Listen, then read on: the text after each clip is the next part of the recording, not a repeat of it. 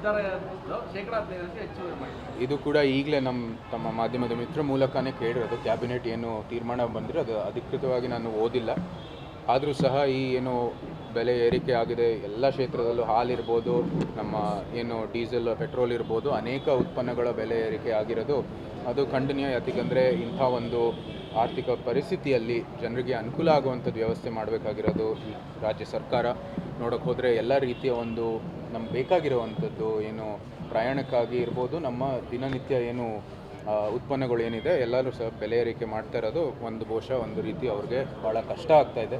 ಇಂಥ ಸಂದರ್ಭದಲ್ಲಿ ಅದು ಒಂದು ಖಂಡನೀಯ ಒಂದು ಬೆಳವಣಿಗೆ.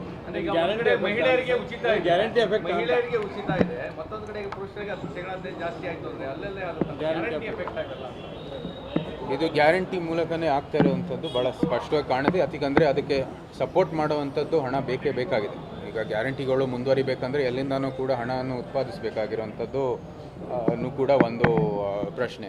ಸೊ ಅದಕ್ಕಾಗಿ ನಮ್ಮ ಮನುಷ್ಯರಿಂದ ತೊಗೊಂಡು ಹೆಂಗಸ್ರಿಗೆ ಹಾಕ್ಕೊಳ್ಳೋವಂಥದ್ದು ನಾವು ಮುಂಚೆಯಿಂದ ನಮ್ಮ ಚುನಾವಣೆ ಸಮಯದಿಂದನೂ ಸಹ ಹೇಳ್ತಾ ಬಂದಿದ್ದೀವಿ. ಈಗ ಅದರ ಪರಿಣಾಮ ಎಲ್ಲರಿಗೂ ಕೂಡ ಅನುಭವ ಆಗ್ತದೆ.